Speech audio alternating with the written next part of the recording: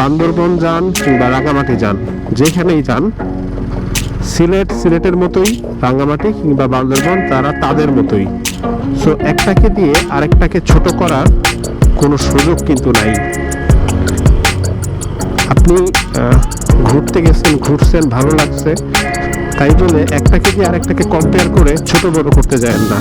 হ্যাঁ, কম্পেয়ার করতে পারেন যে সিলেটে এই পাহাড়টা আছে, রাঙামাটিতে ওই পাহাড়টা নাই, এইগুলোতে কম্পেয়ার করতে পারেন। বাট এইভাবে বলতে পারেন না যে সিলেট সেটা তো কিছুই না, বান্দরবনে অনেক বড় বড় পাহাড় আছে। এই সিলেটের সৌন্দর্যটা সিলেটেই হয় ভাই।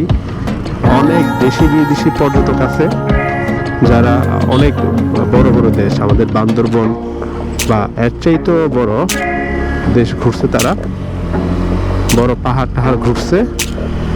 বাট তারাও কিন্তু সিলেটে আসে, শুধু চা বাগান দেখতেই সিলেটে আসে। সো এখানে এটাকে ছোট করার কোনো সুযোগ আমি দেখি না।